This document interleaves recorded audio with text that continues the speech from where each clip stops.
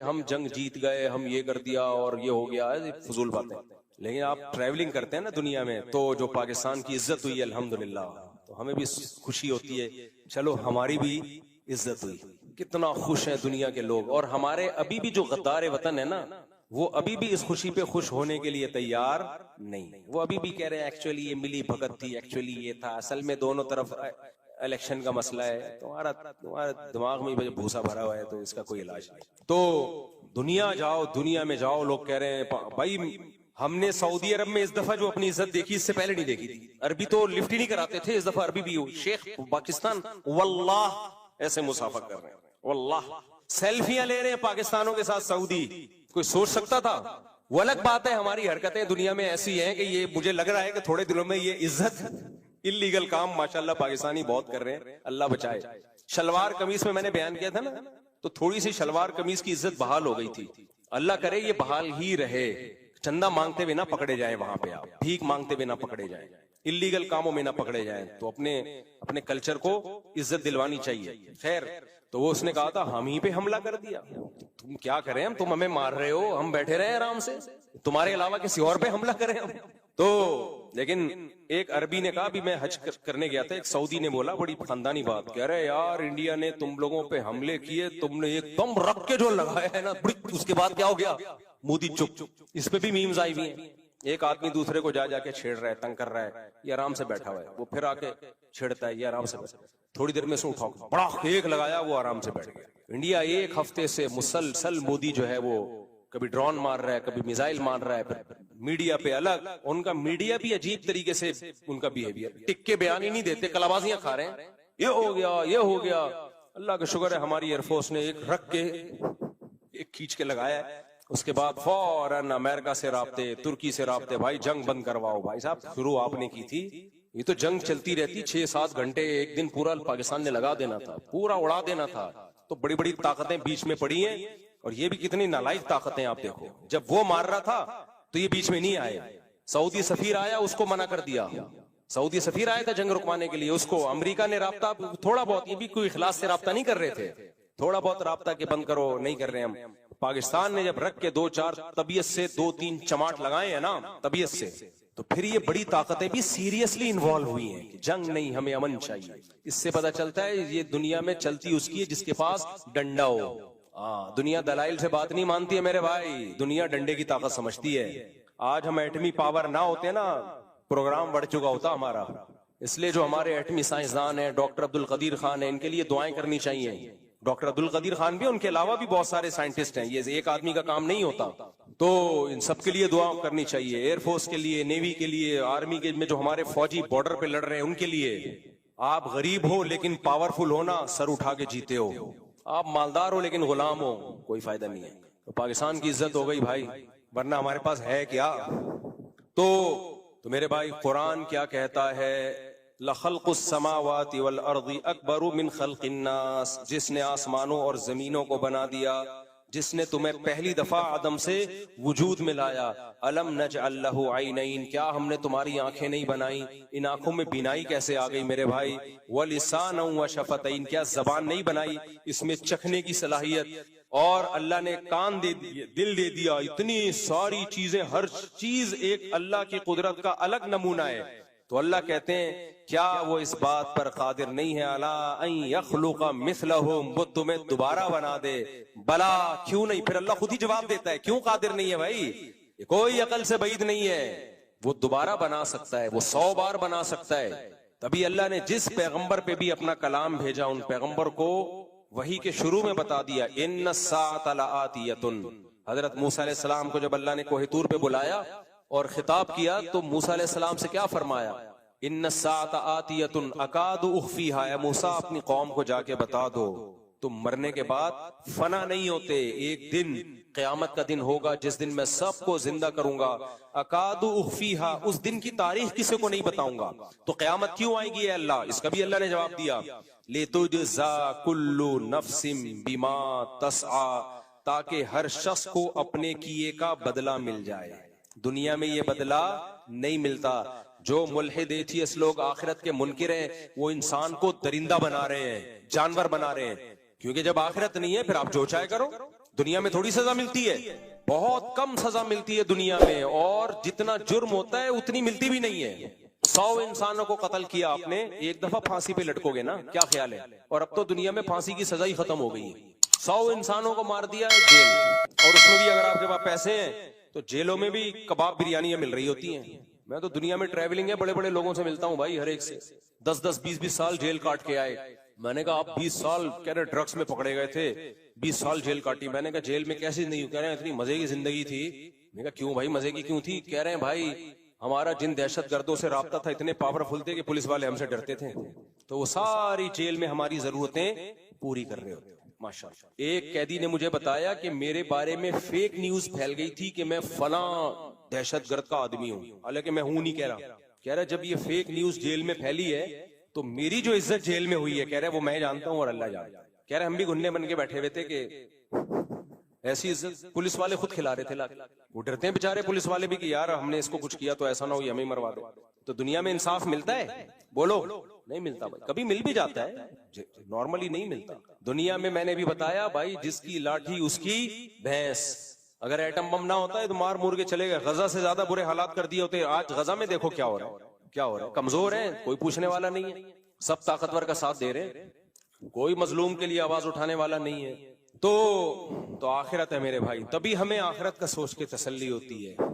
ये एथियस्ट लोग ये भी कहते हैं इतना जुल्म दुनिया में हो रहा है तो अल्लाह रोकता क्यों नहीं है? अल्लाह इसका भी जवाब देता है। अल्लाह कहते हैं मैंने दुनिया में करना होता तो मौत के बाद जिंदगी दे के इंसाफ क्यों देता? फिर मैं सारे काम दुनिया में ही निपटा देता ना। दुनिया दारुल इम्तिहान है, एग्जामिनेशन हॉल है।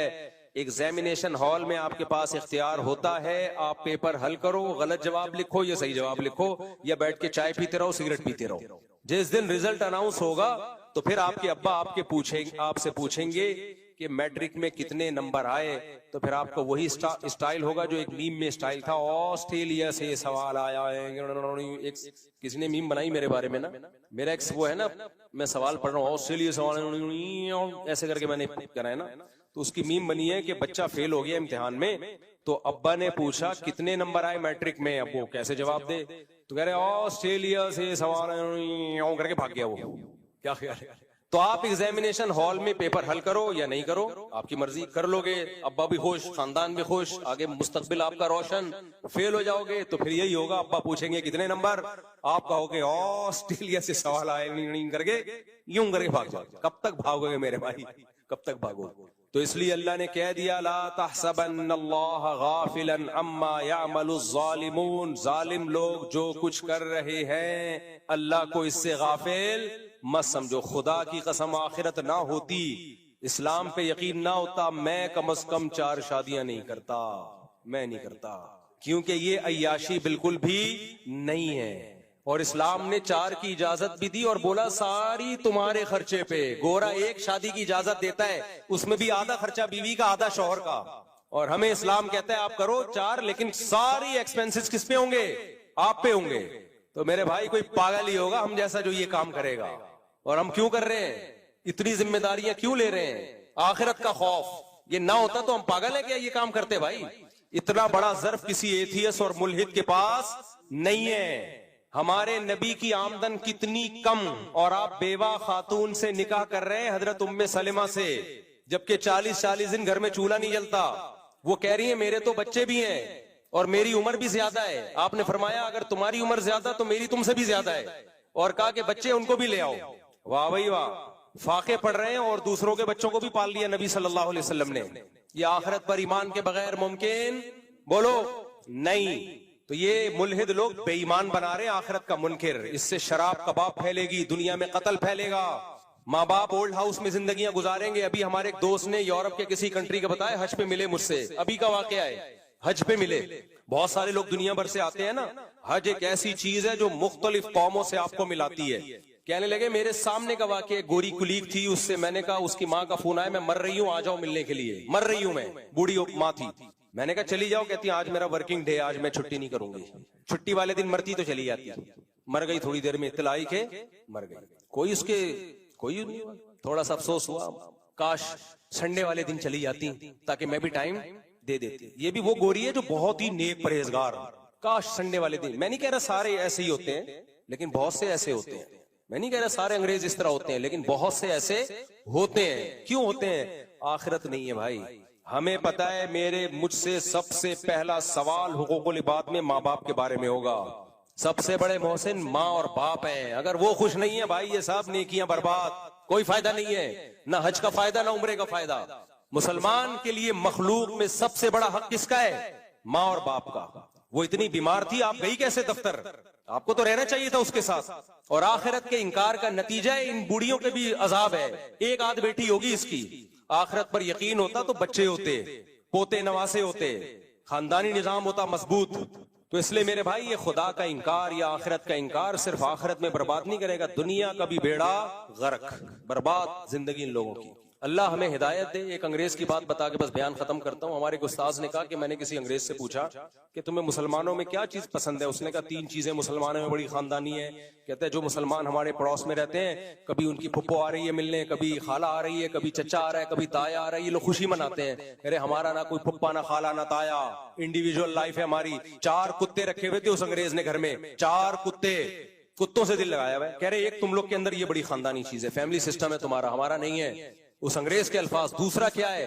दूसरा ये कि इनमें सबर है, हमारे अंदर सबर नहीं। कह रहे बड़े बड़े हादसे हो जाते हैं, ये सबर करते हैं, हम डिप्रेशन में जाते हैं। ये अंग्रेज के अल्फाज हैं और इसकी सनद बहुत मजबूत है। हमारे उस्ताद कहते हैं तीसरी चीज, कहते हैं तीसरी चीज ये है कि मुसलमान मालदार होते हैं, हम मालदार नहीं होते। आप हैरान हो गए यार। कह रहे हमारे पास जितना पैसा आता है शराब कबाब में खत्म, इनके पास पैसा आता है शराब कबाब में जाया नहीं होता। मैं नहीं कह रहा सारे अंग्रेज, बहुत से इनमें मालदार भी होते हैं, लेकिन आप उन मुल्कों में जाके जब देखोगे तो ये चीजें अपनी आंखों से नजर आती हैं। जब खानदान होता है तो पैसा बचता भी है, स्टोर भी होता है, इंसान अपनी औलाद के लिए जायदादें बनाता है, घर वालों के लिए बनाता है। जब नहीं है, इंडिविजुअल लाइफ है, उसका पता है कोई पूछने वाला नहीं है, कमाएगा शराब कबाब में उड़ाएगा और बुढ़ापे में सिस्कियां ले लेके मरेगा, कोई पूछने वाला नहीं होगा। तो अल्लाह से दुआ है, अल्लाह हमारे ईमान को मजबूत करे भाई। इस्लाम में हमारा आखिरत तो है, दुनिया भी है। दुनिया कुछ टेंशनों में अल्लाह डालता है हमें, बड़ी टेंशनों से अल्लाह हमें बचा ले।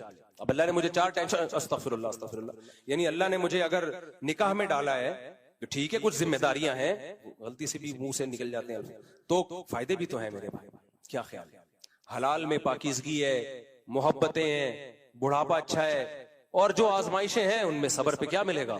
सवाब। बाकी मुंह काला करते रहो, कभी उस औरत के पास, कभी उस औरत, भंगी चमारों वाली जिंदगी मेरे भाई, घटिया। गधे घोड़े में और इंसानों में यही तो फर्क है। गधे को जो गधी पसंद आए चला जाता है उसके पास। तो इस सूट टाई से थोड़ी इंसान बनता है। हम नहीं कह रहे हम बहुत नेक आदमी हैं, लेकिन इस्लाम की तो खूबी बयान कर रहे हैं ना। अगर हम इस्लाम पे चलेंगे तो इसमें मेरे भाई पाकीज़ा जिंदगी है। अल्लाह हमें नेक बना दे। लेकिन ये शुक्र है, इस जिंदगी से नफरत करते हैं जिस जिंदगी में हमें ये एथियस और मुल्हिद लोग लेके जाए, इस पे 100 दफा लानत भेजते हैं हम। अल्लाह हमें बचाए ऐसी जिंदगी से। अल्लाह समझने की, अमल की तौफीक अता फरमाए। व अलैना इल्लल बलाग। जी मेरा सवाल ये है, तवज्जो दिलानी थी, तो उस तवज्जो दिलाने में उलमा से तो मैं माजरत करूंगा, लेकिन आवाम से नहीं। जो बात ऐसी है कि जैसे हमने उलमा इकराम से ही सुना है कि ईमान के 3 दर्जे हैं। पहला दर्जा ये है कि बुराई को रोक दो, नहीं रोक सकते तो बोल दो, और अगर बोल नहीं सकते तो दिल में बुरा समझ लो।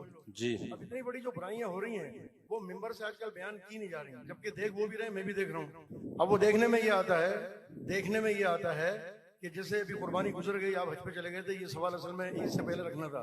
एक जानवर को लाके जो है ना 4 मुसलमान उसके साथ रात को जागते हैं, हाँ। ईशा में उसको घुमाते हैं और फजर में उसके साथ जागते हैं बैठ के। तो एक तो ये होता है ना, कहते हैं फजर क्यों नहीं पड़ी, कहते जी नींद आ रही थी, सो गए थे, तो अभी तो उठे हुए थे। तो मैं ये समझता हूँ कि अगर जानवर को अल्लाह ताला सुबह जबान दे दें थोड़ी देर के लिए, तो जानवर ये कहेगा कि मुझे तो पढ़नी नहीं है, तुम क्यों नहीं पढ़ रहे जी। तो जो अमल मैं देख रहा हूँ वो उलमा भी देख रहे हैं, जो मिंबर और मेरा मिली भी है, जो उलमा की तादाद हजारों में है, जिसमें बहुत कम ऐसे हैं जो हक बयान करते हैं। जैसे आप अल्हम्दुलिल्लाह हक बात करते हैं, खासतौर पर 4 शादियों के मुतालिक आप बात करते हैं, तो वो लोगों को जो बुरा लगता है, तो जिनको बुरा लगता है वो गलती पे है, वो उसको सोचते नहीं जो आपकी बात है। तो इसी तरह जो भी अगर हक बात है तो उनको बुरा लगता है, क्योंकि मैं ये कहता हूँ कि मुसलमानियत इतनी इंसान में, इंसानियत और मुसलमानियत और मर्दानगी इतनी होनी चाहिए कि अगर मिंबर से या कोई भी निजी महफिल में कोई बात कही जा रही है और वो उसके खिलाफ जा रही है, तो उसको ऊपर गौर करे कि हाँ ये बात मेरे खिलाफ है, मैं इस बुराई को दूर करूंगा। इल्ला ये कि वो उसको बुरा मान रहा है, कहता है कैसी बात कर रहे हैं। चले भाई, ये पहले भी सवाल आया था कि अभी तो खैर बकरीद गुजर गई, लोग पूरी पूरी रात जानवरों को टहलाते हैं, फजर की नमाज छोड़ देते हैं। तो फजर जानवर को टहलाने से ज्यादा जरूरी है। फजर की नमाज जो है कुर्बानी वाजिब है और फजर की नमाज फर्ज है, इस्लाम का रुकन है। तो नमाज की वजह से, कुर्बानी की वजह से नमाज को जाया मत करें, बहुत बड़ा जुर्म है। और जो ऐसा कर रहे हैं उनको समझाना भी चाहिए, जाके नहीं अनिल मुनकर है, उनको बोले भाई आप 4 बजे तक जानवर के साथ बैठे रहे हो, टहलाते रहो, वो फजर की अजान हुई है तो घर जाके सो गए आप। ये वाकई सही बात है। उस पर जरा थोड़ा सा ये वाज़ेह कर देना, उलमा को भी तो चाहिए ना कि हाँ, उलमा को भी चाहिए कि वो ये बताया। ये जो मौके आते हैं हर महीने कोई ना कोई चीज, शब रात का मसला आता है, कुर्बानी का मसला आता है, रमजान का मसला आता है, तो उस पर बयानात हो नहीं रहे, यानी जो जी जी बिल्कुल सबको चाहिए ऐसे आवाज उठाए। यानी इस बात से नहीं डरना चाहिए कि आवाम बुरा मानेगी। भाई बुरा मानती है तो मानती नहीं नहीं, आवाम क्यों बुरा मानेगी, सबको पता है, इसमें क्या बुराई वाली बात। कर नहीं रहे ना। नहीं वो कर, इस पे तवज्जो दिलानी चाहिए कि उनमें से तो मैं माजरत करूंगा जी जी कि मैं और दरखास्त करूंगा कि ये जरा थोड़ा सा आवाम के सामने मौके की निस्बत से बात रखा करें। सही सही सही।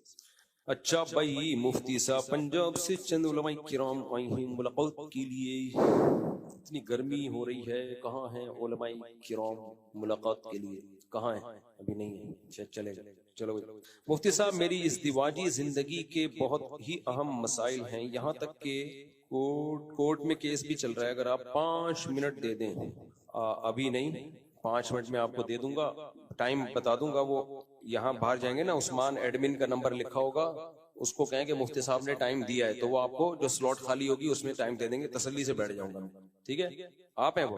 हाँ, तो वो आपको कौन है, पहले एक बंदा, आपने ही पर्ची दी है तो बता दूंगा मैं आपको टाइम। यहाँ एक बंदा आएगा, आपको टाइम बता देगा। भाई ये शरा हया के खिलाफ मसला है, ऐसे ओपनली ना पूछा करो।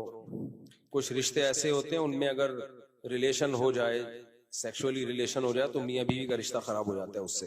ये मैं कई बार पहले बयान कर चुका हूँ, उसको हुर्मत मुसाहरा कहते हैं। तो इसलिए इंसान को जब बाले हो जाता है या करीबुल बुलूग होता है, तो अपने महरम रिश्तों से बहुत एहतियात की जरूरत है, बहुत ज्यादा एहतियात की जरूरत है। सास है, उससे मुसाफा ना करें, बस सर पे हाथ रखवाएं। बहू है, बहू को मुसाफा ना किया जाए, ससुर बहू को मुसाफा ना करे, सिर्फ सर पे हाथ रखे, बस। इससे ज्यादा फ्री होने की इजाजत नहीं है। बाज दफा ये होता है, खवातीन ने खुद बताया है कि हम बाहर से आते हैं अमेरिका से, ससुर साहब एयरपोर्ट पे गले मिल रहे होते हैं बहू से, बड़ी बेगैरती है ये, बेशर्मी की बात।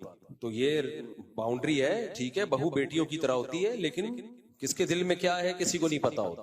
तो एक बाउंड्री है, उसको क्रॉस करने की कोशिश ना करें।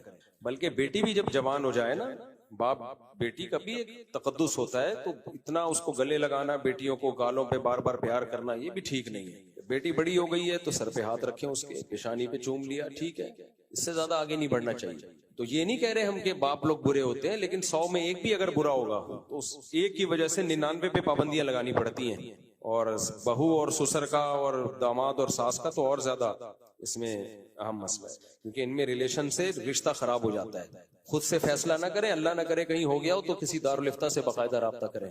मेरे दोस्त ने मेरे लिए कसाई का इंतजाम कर लिया है, और कसाई के मेरे, अब तो बकरीद चली गई भाई, और कसाई ने मेरे दोस्त के जरिए मुझसे 2000 का टोकन लिया। ईद के दिन कसाई की 10 से 12 की टाइमिंग थी। और अबे इतना लंबे मसले यहाँ ना पूछा करो, मुख्तसर पूछा करो, बहुत लंबा मसला है। इसका तरीका ये है कि इधर जमा करा दें इसको फोन नंबर डाल के। जो लंबे मसाइल हैं हमारे दारुल इफ्ता में जमा करा दिया करें इधर, तो उसका फिर रिटर्न में जवाब लिख देंगे। यहाँ शॉर्ट शॉर्ट बातें पूछा करें। ये इतना लंबा मसला हो गया, मुफ्ती साहब मेरे दोस्त मुझे सामान लेकिन कमीशन 500 सामान किसी, बहुत लंबा ये भी सवाल है, इसको भी मेरे भाई जमा करा दो। ऐसे लंबे लंबे सवाल में पढ़ूं यहाँ पे, फिर उसको समझूं, तो यहाँ लोगों का टाइम बहुत वेस्ट होगा। जो इंडिविजुअल टाइप के सवाल होते हैं आपके, इनफरादी और लंबे भी हों, तो वो जवाब हम देते हैं उसका, और फ्री में ही देते हैं, लेकिन वो यहाँ जमा कराते हैं। अस्सलाम वालेकुम से कैसे, हमारे दूर से अमजद भाई हैं, इनके ना एक टांग काम नहीं कर रही, दुआ करें, दिल से दुआ जी अल्लाह ताला इनकी दोनों टांगे सही हो जाएं, और अल्लाह इनकी टांग इतनी मजबूत कर दे कि किसी को किक मारे तो उसकी एक टांग काम करना छोड़ दे, सेहत अता फरमाए अल्लाह ताला इनको। मुफ्ती साहब 12 साल का था तो वो मस्जिद से चंदा चोरी किया करता था, लेकिन इसको अब एहसास होता है वो 19 साल का हो गया है और इसको पता भी नहीं कितने पैसे निकाले थे चंदे से। अब कुछ ऐसा हल बताएं वो इस गुनाह से निकल जाए, और पैसे किस तरीके से भाई 12 साल की उम्र में मस्जिद के चंदे से चोरी करता था। अब 19 साल में अल्लाह ने तौबा की तौफीक दी है। पहली बात तो तौबा मुबारक हो। हज मुबारक लोग कहते हैं, उससे ज्यादा तौबा मुबारक होनी चाहिए। तौबा ज्यादा बड़ी बड़ी नेकी है। अब करें ये कि एक डायरी में अंदाजा लगा के लिखें कि किस मस्जिद से कितना चोरी किया है। अंदाजे से यकीनी तो नहीं हो सकता, जाहिर है। तो जैसे जैसे अल्लाह माली वुसअत देता चला जाए, थोड़े थोड़े करके मस्जिद के डब्बे में डालते रहे। और अगर ये याद ना हो किस मस्जिद से, तो फिर किसी भी मस्जिद में डाल दें। एक लमसम अंदाजा लगा लें और पूरी जिंदगी पढ़िए, थोड़े थोड़े करके हस्बे तौफीक पैसे चंदों में डालते रहें।